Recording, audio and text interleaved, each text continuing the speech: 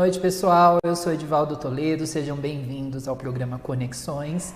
E a minha proposta de programa é sempre falar sobre a longevidade. Afinal, nunca envelhecemos tanto, né? Em 100 anos tivemos grandes mudanças socioeconômicas no país e isso proporcionou uma longevidade. E para isso, eu vou trazer assuntos. Esses assuntos são sobre saúde, sobre atualidade, sobre como viver mais e melhor. Afinal, tudo que a gente cuida dura mais, não é verdade? E antes de tudo eu quero agradecer ao Canal 25, onde eu fiz uma trajetória lá, agora estou na TV Mais Brasil. Agradecer ao Agnaldo, que teve paciência, me ensinou, me acolheu por mais de 2 anos. Tudo é o processo. Muito obrigado, Johnny, Dayana. Muito obrigado pelo carinho de vocês. E agora aqui, na TV Mais Brasil. Hoje eu trouxe uma convidada especial que vai falar sobre terapia ocupacional. Nada mais é do que funcionalidade. E essa funcionalidade ela vai explicar para nós. Seja bem-vinda, Natália. Muito obrigada, Edivaldo. Natália Brolo é terapeuta ocupacional, atua em nossa região, especialista em geriatria, assim como eu. Vamos lá, Natália? Sim, vamos. Pronta? Pronta. Seja bem-vinda novamente, obrigado pelo convite. Eu que agradeço. Natália, fale um pouco, o que é ser terapeuta ocupacional? Explique para o nosso público essa profissão encantadora que traz funcionalidade para o idoso. Exatamente. A funcionalidade, ela é praticamente o berço da terapia ocupacional. Terapia ocupacional é uma profissão da área da saúde. Muitas pessoas não sabem que ela é uma profissão. Muita gente pensa que ela deriva da fisioterapia ou que ela deriva da psicologia. Não, é uma faculdade, são 4 longos anos de estudo e nós nos formamos profissional terapeuta ocupacional. Por que chama terapia ocupacional? Porque nós estudamos a ocupação humana. Quando nós vamos pensar o que é ocupação humana, não tem nada a ver com o que as pessoas pensam de uma forma leiga, é para ocupar o tempo. Não, a terapia ocupacional não tem nada a ver com isso. Nós estudamos a ocupação humana no sentido mais primordial que ela tem. Então, vamos pensar que vamos escovar os dentes. Pegar a escova, levar a escova até a boca, conseguir abrir a boca, olhar no espelho, ver onde está a escova, tudo isso é considerado ocupação. Se trocar é uma ocupação, tomar banho é uma ocupação, pegar o ônibus é uma ocupação, ir ao trabalho é uma ocupação. E nós estudamos cada etapa dessa ocupação. Por isso o nome é terapia ocupacional. Muito bom, Natália. E você ressaltou uma dificuldade de compreensão das pessoas sobre profissão, né? Essa formação que na nossa região é muito escassa. Conta pra gente como que quem quer essa formação, onde você fez, como que foi que surgiu essa vontade de ser terapeuta ocupacional? Eu sou terapeuta ocupacional formada desde 2009, né? E quando eu estava no 3º colegial, eu sabia que eu queria ir para a área da saúde, mas eu não me encaixava muito bem em profissões como medicina ou biomedicina. Eu não conseguia me encaixar. Eu me encaixava melhor na fisioterapia e enfermagem. Inclusive, prestei enfermagem. Iríamos ser colegas de profissão, né? Mas eu prestei enfermagem. E quando eu estava para fazer a matrícula até na enfermagem, eu pensei, não é bem isso que eu quero. Eu quero ajudar as pessoas a se recuperar, era o que eu queria. E então eu fui ler sobre terapia ocupacional, visitei estandes de terapia ocupacional e, como sempre, uma profissão mais desconhecida pelas pessoas, e resolvi fazer um ano de cursinho. Nesse 1 ano de cursinho, eu fui voluntária de uma terapeuta ocupacional. Na APAI de Jundiaí, beijo Fabiana, se você estiver assistindo, você que me fez querer ser terapeuta ocupacional. Decidi ser terapeuta ocupacional acompanhando a Fabiana por 1 ano. E aí eu disse, quero ser TO. E nunca me arrependi da minha escolha. Porque o envelhecimento é novo para nós, mas também a terapia ocupacional é super jovem. Cronologicamente foi na década de 50. Sim, na década de 50 que nasceu a profissão, né? Mas vamos ver mais antigamente, a terapia ocupacional derivou da enfermagem. Por onde? Na Segunda Guerra Mundial, quando tivemos soldados que foram amputados, que tiveram lesões medulares ou lesões muito graves e não conseguiam se recuperar, não tinham sua funcionalidade de volta e eram mandados de volta para suas casas, porém sem função nenhuma. Então, a terapia ocupacional veio derivada das enfermeiras que faziam esse trabalho de recuperar o escovar os dentes, ou se trocar. Foi aí que nós fomos nascendo no mundo, né? No mundo todo, como profissão. Sim, como grandes profissões também, infelizmente, foram criadas ou melhoraram, né, após grandes catástrofes. A partir de grandes catástrofes. A partir de grandes problemas ambientais ou até mesmo sociais. Sim. Na região, onde tem?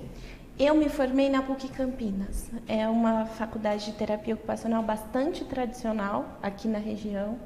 Nós temos, depois da PUC Campinas, uma escassez muito grande de terapia ocupacional em nossa região. Nós temos a PUC em Campinas, a USP em São Paulo, USP em Ribeirão Preto, a UFSCar em São Carlos, a São Camilo em São Paulo e em Piracicaba, né?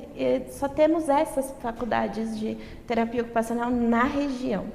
Antigamente, nós tivemos na Unianchieta, aqui em Jundiaí, a faculdade de terapia ocupacional, mas formou uma turma e depois não teve mais turmas de terapia ocupacional. Não sei se por conta da procura ser baixa, por desconhecimento da profissão, ou se por não investimento das universidades e instituições de ensino. Porém, nós terapeutas ocupacionais estamos enfrentando uma fase, digamos assim, de muitas vagas para poucos profissionais. A procura é imensa e os profissionais estão escassos. Então, precisamos formar novos profissionais. As terapeutas ocupacionais que temos hoje não estão dando conta. Isso daí é uma situação muito séria.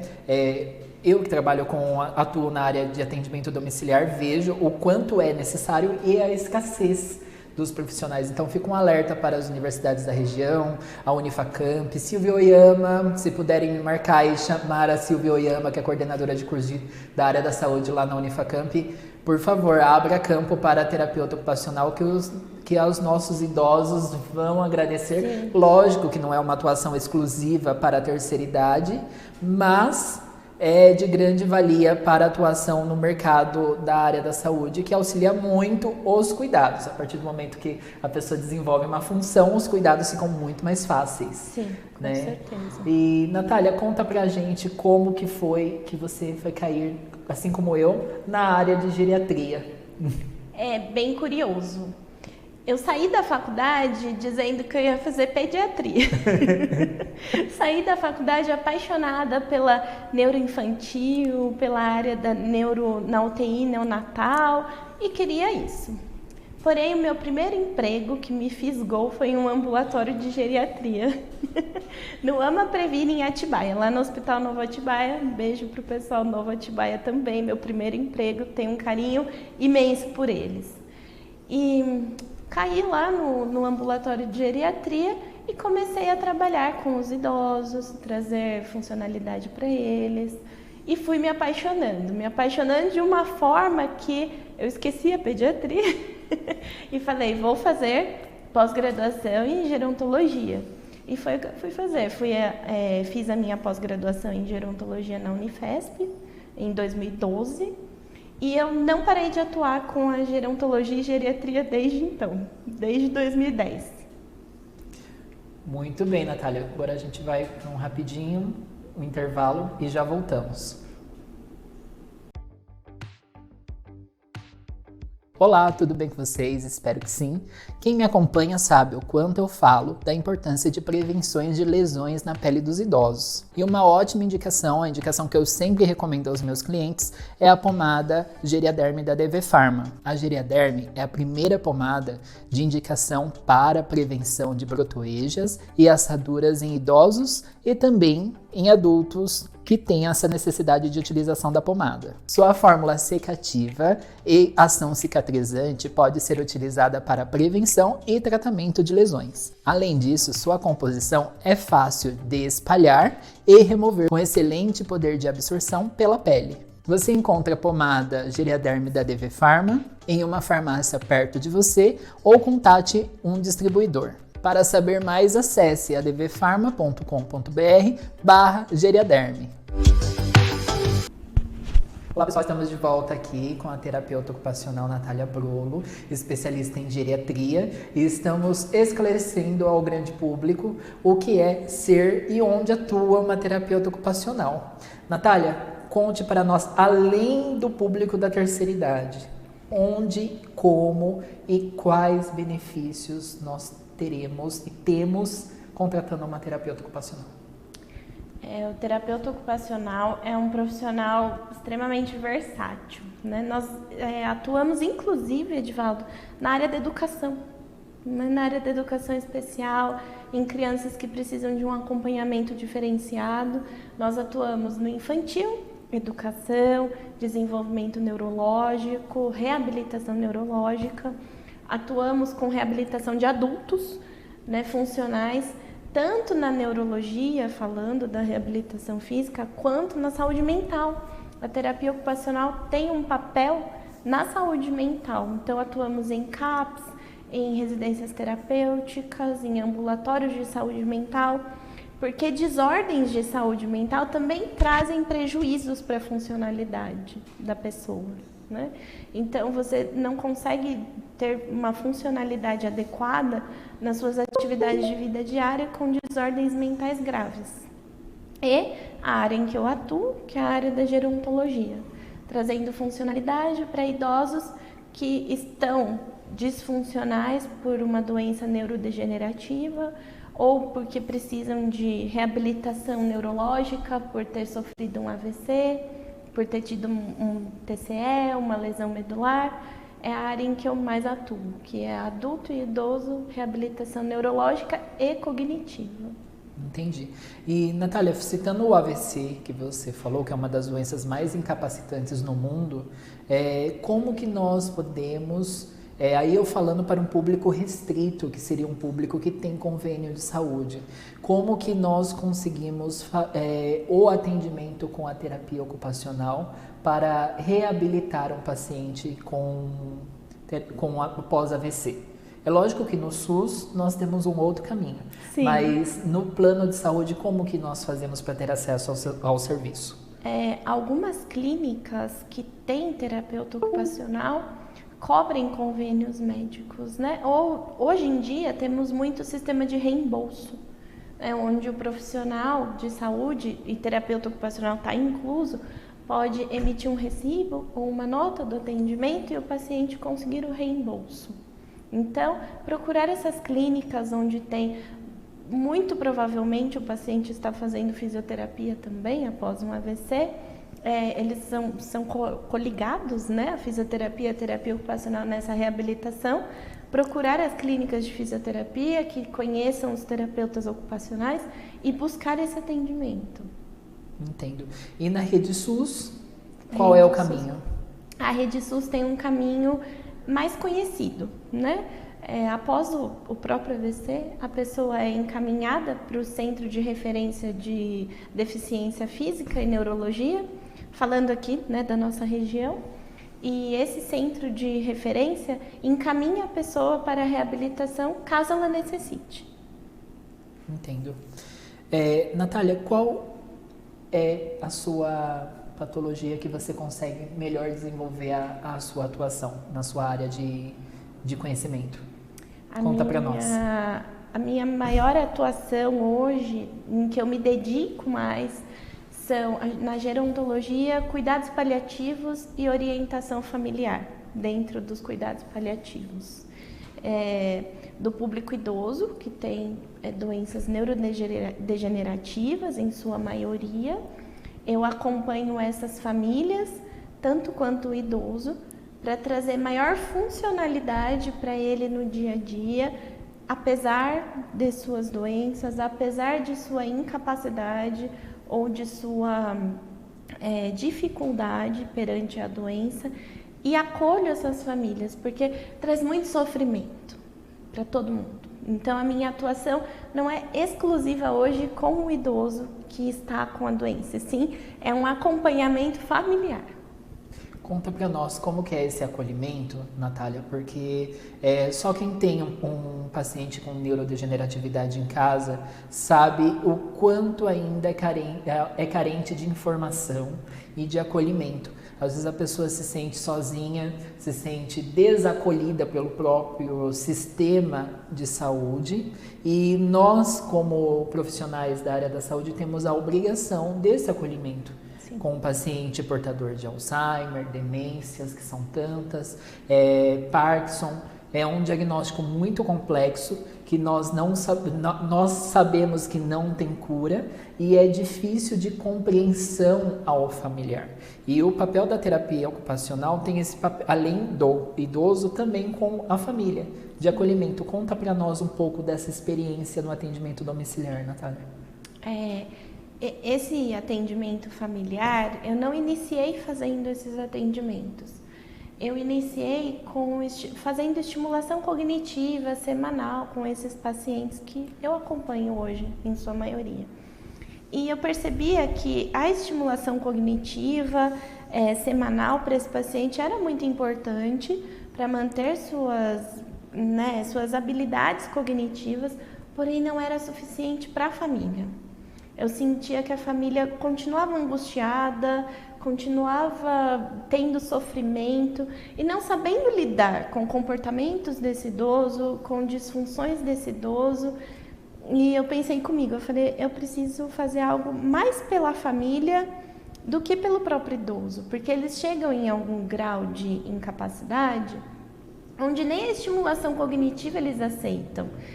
Você conhece bem esse público, né? Que tem Sim. bastante rejeição de profissionais, rejeição de atendimentos e rejeição do próprio diagnóstico, né?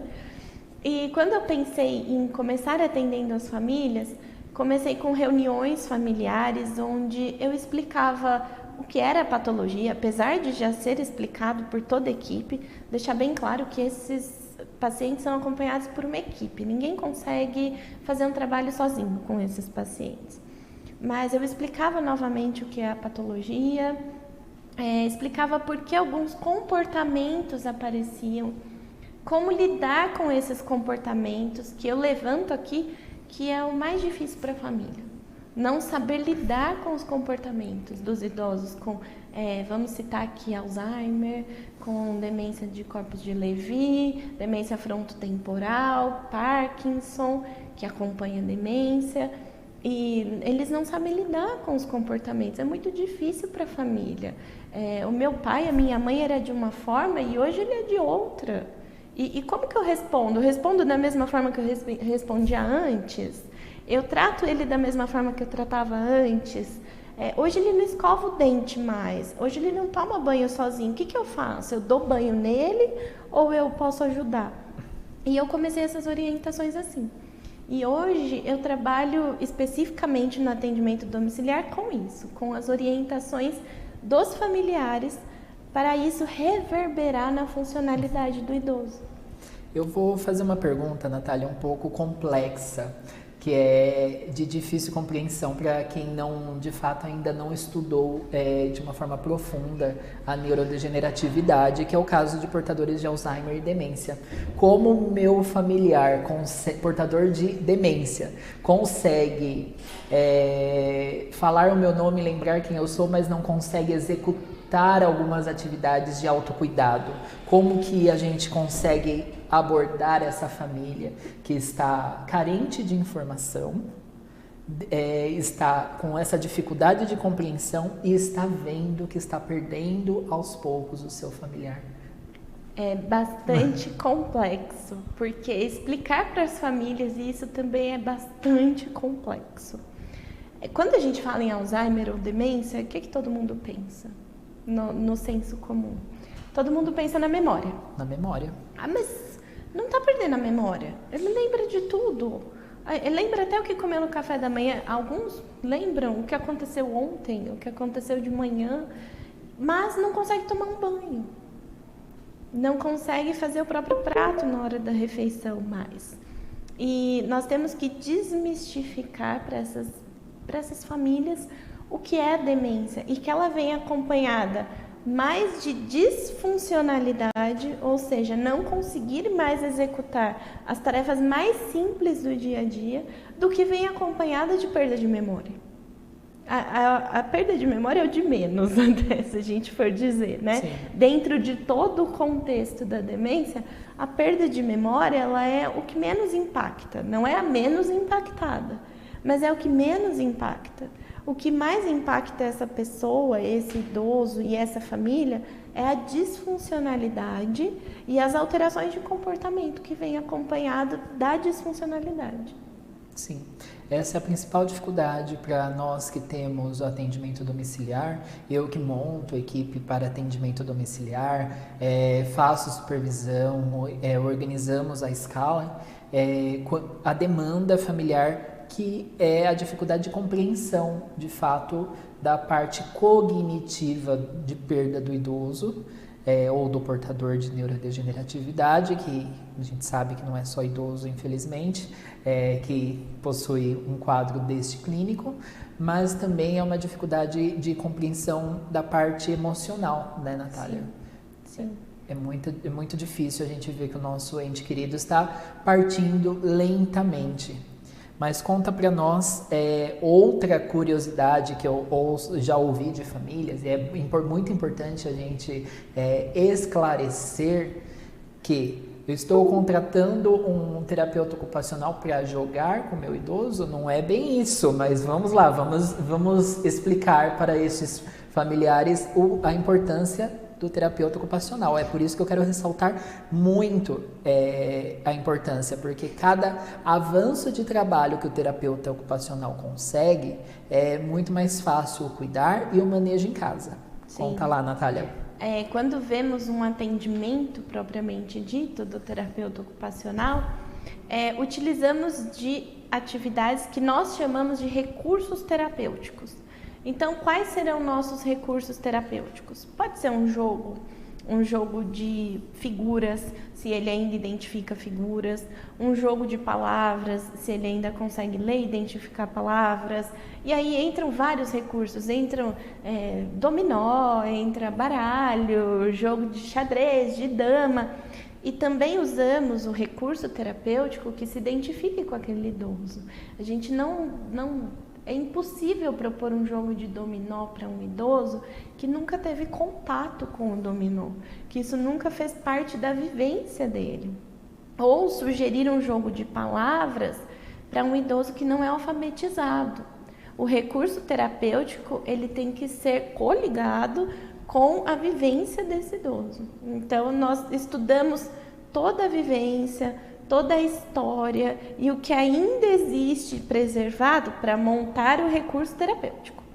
Então, montamos o recurso que vamos usar naquele atendimento. Vamos dar um exemplo aqui que seja um jogo da memória com frutas, né? Vamos dar um exemplo.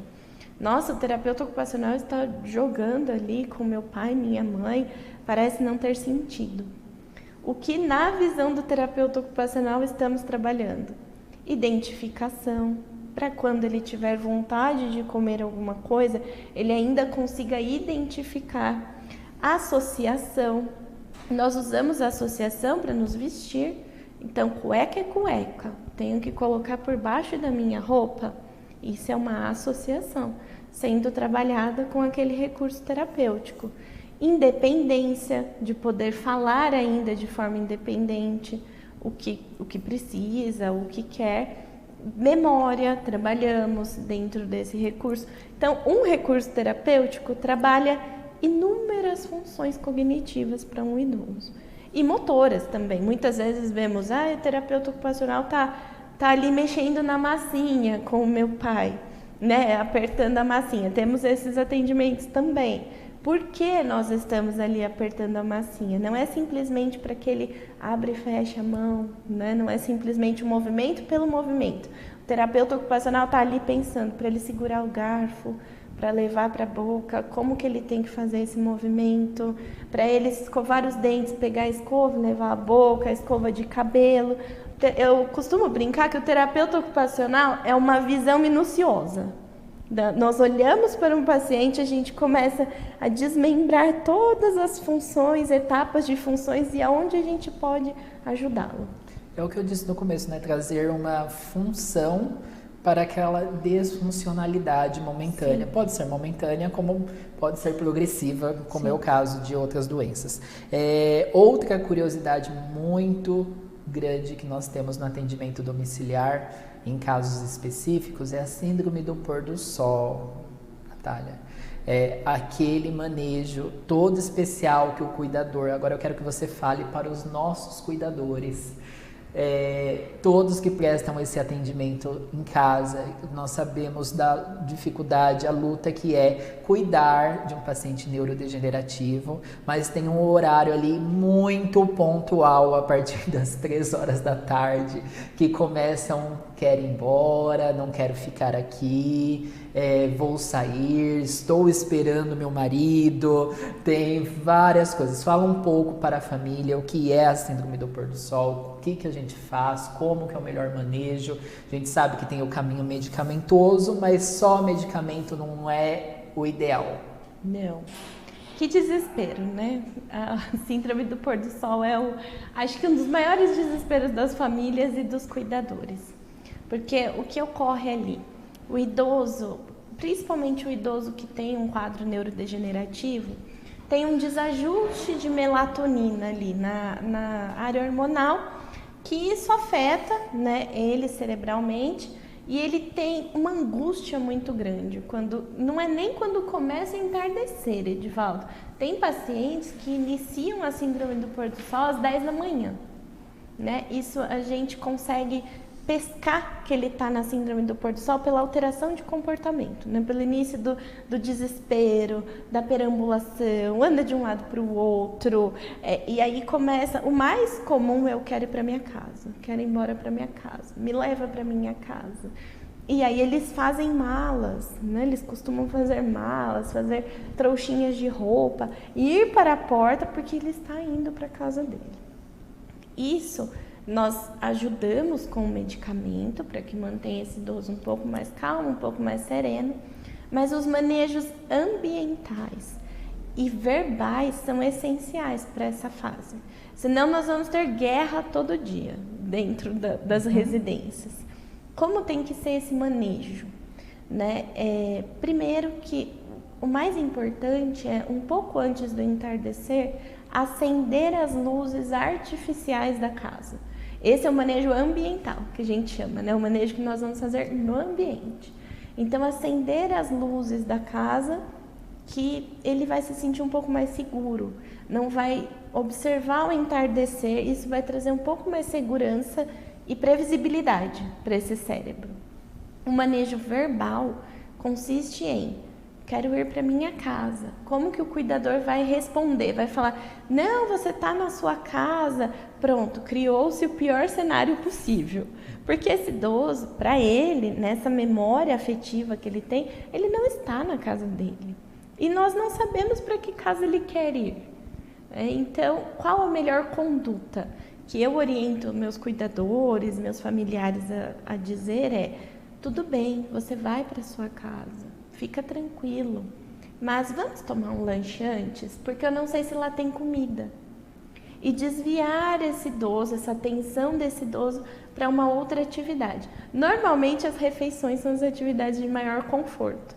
Então desvia o idoso, a atenção dele de uma forma tranquila para a atividade de refeição. Natália, continua. Terminou de comer o lanche, quero ir para minha casa, quero ir para minha casa. Eu vou para minha casa? Vamos embora para minha casa.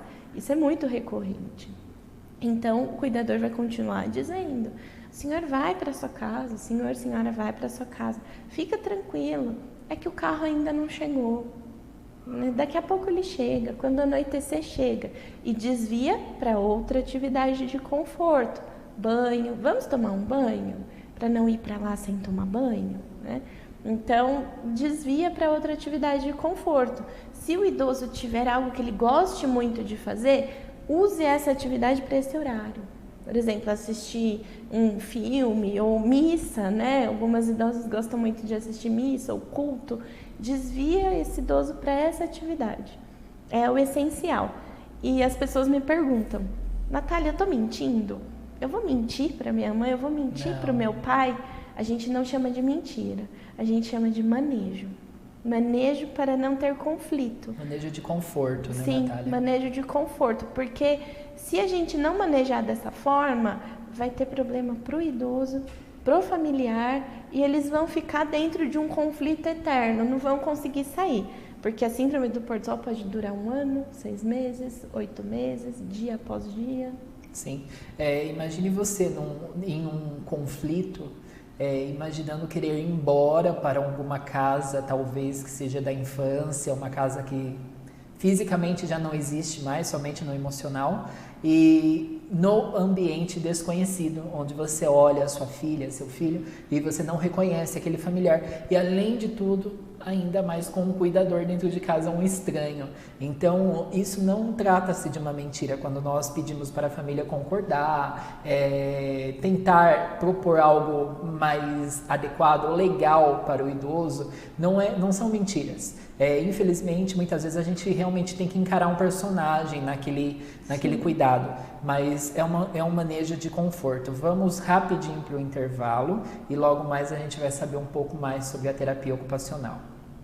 A Cuidar é Saúde conta com profissionais treinados e experientes, que oferecem um cuidado amoroso e dedicado. Com atendimento personalizado, cada cuidado pode ser administrado de acordo com a necessidade que seu familiar precisa, tendo mais tempo para você passar com o seu familiar sem se preocupar com as tarefas diárias. Oferecemos companhia e apoio emocional, o que é tão importante quanto o cuidado físico. Se você está procurando a melhor maneira de cuidar de quem você ama, fale com a Cuidar é Saúde. Cuidar é Saúde. Onde há cuidado, há amor.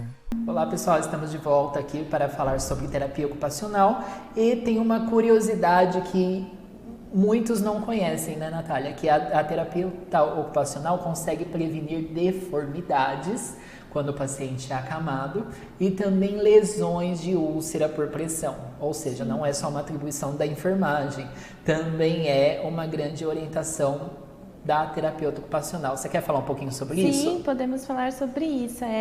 Eu tive bastante experiência nesse sentido em UTIs, né? Quando eu trabalhei em UTIs. Nas UTIs trabalhamos em equipes, né? Temos todos os médicos, enfermeiro, fisioterapeuta.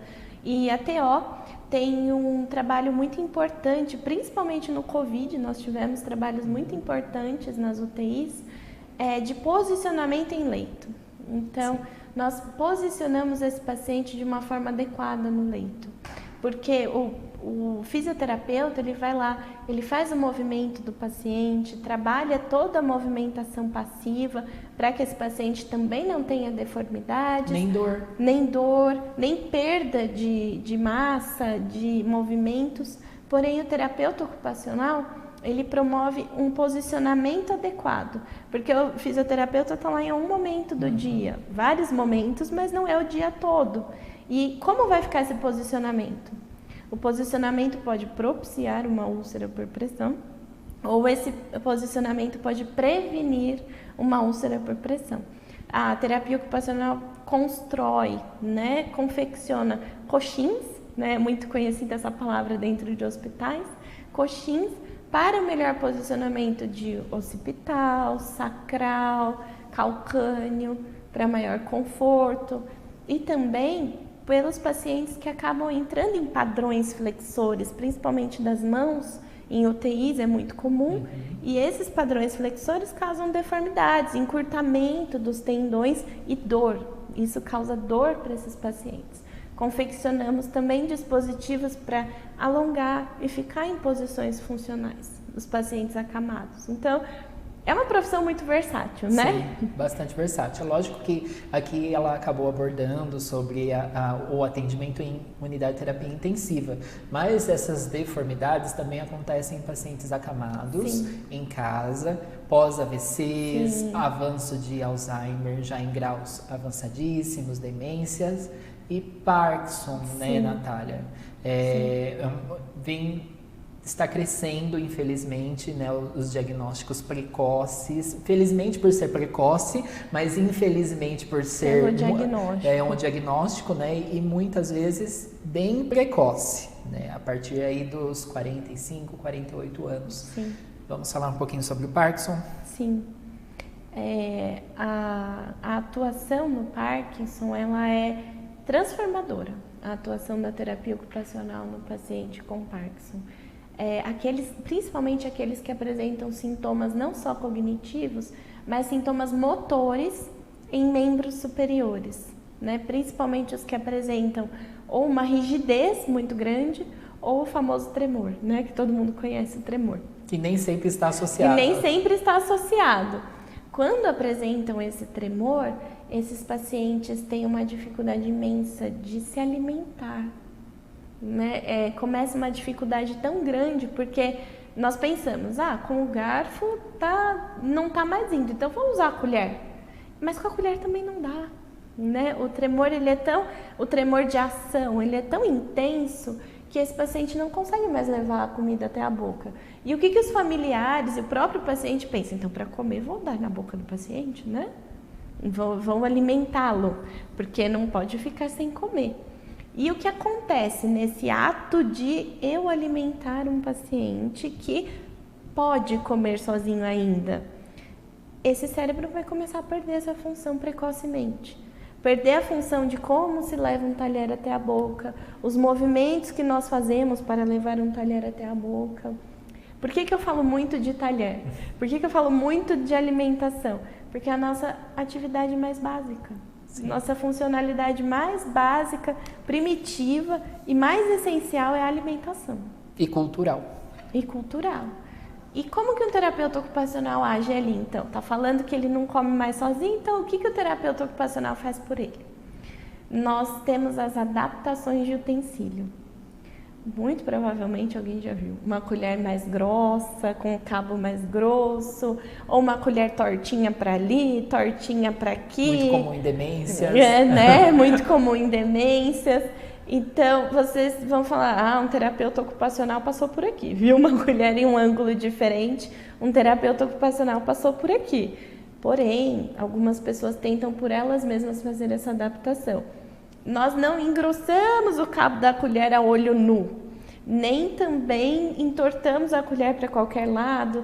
Nós assistimos o paciente fazer essa atividade, nós temos que assisti-lo tentar Sim. comer, ver qual é a dificuldade, em que ângulo nós precisamos mudar essa colher, em que tamanho precisamos engrossar esse cabo, virado para qual lado, se vai precisar de alça, se não vai precisar de alça, se ele consegue segurar mesmo grosso ou não.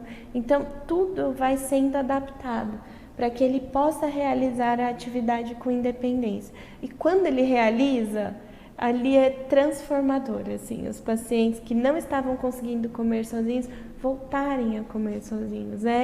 É transformador. Meus olhos brilham quando isso acontece. De todos, né? Inclusive dos familiares e dos cuidadores.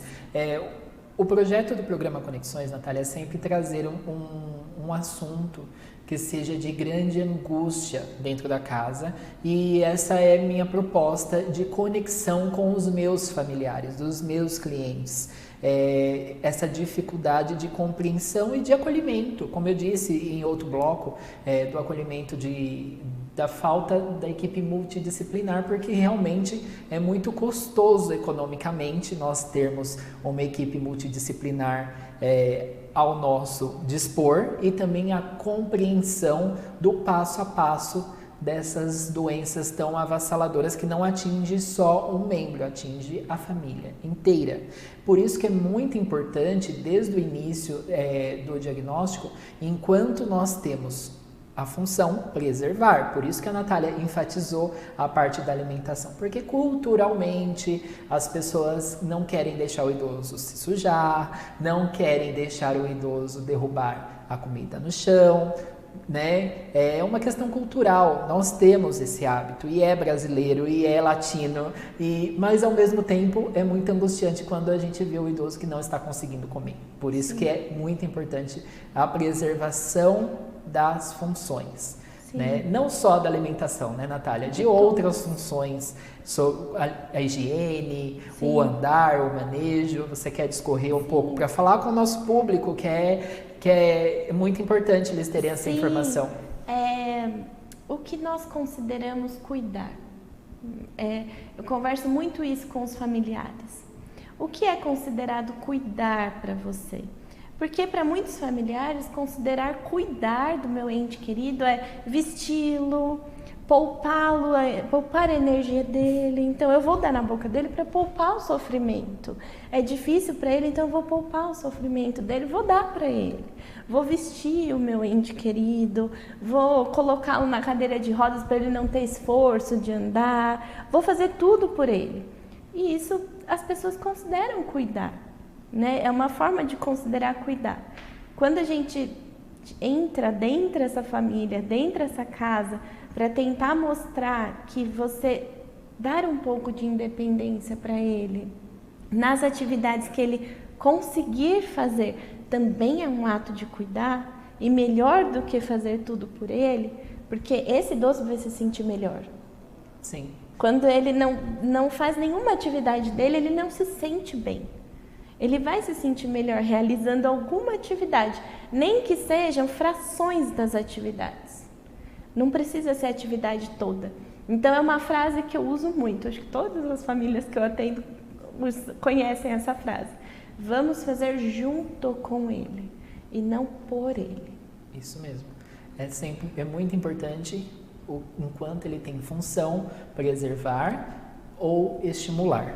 Nós vamos para o último intervalo e voltamos já para falar mais sobre terapia ocupacional. Olá pessoal, tudo bem com vocês? Espero que sim.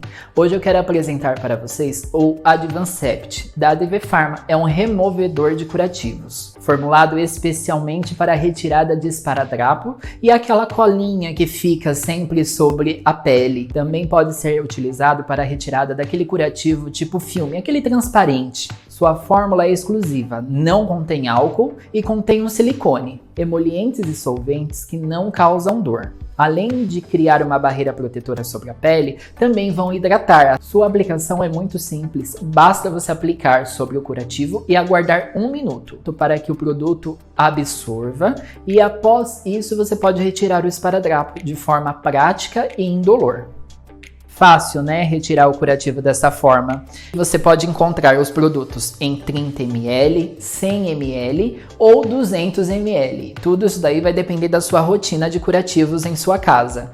Você pode encontrá-los também em qualquer farmácia próxima à sua residência ou através de um de nossos distribuidores. Quer saber mais sobre o produto? Acesse o link.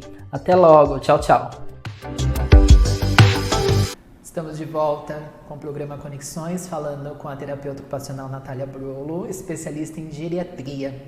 Natália, quero que você fale para o público geral que precisa de uma terapeuta ocupacional e quais recados, pela sua vivência, você quer passar para todos os seus clientes e familiares. Principalmente, sabe aquela dificuldade de interação familiar, um filho quer uma coisa, outro filho quer outra, e no fim não é bem isso. Conta aí pra gente.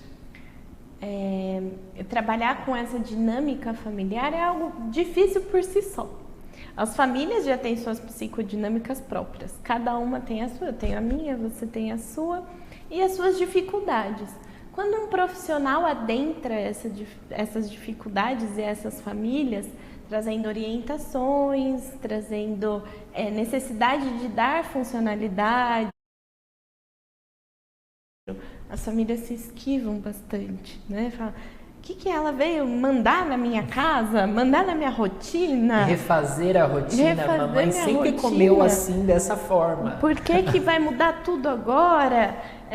As famílias acabam se esquivando e nesse esquivar das famílias, a gente atrasa muito a funcionalidade do idoso.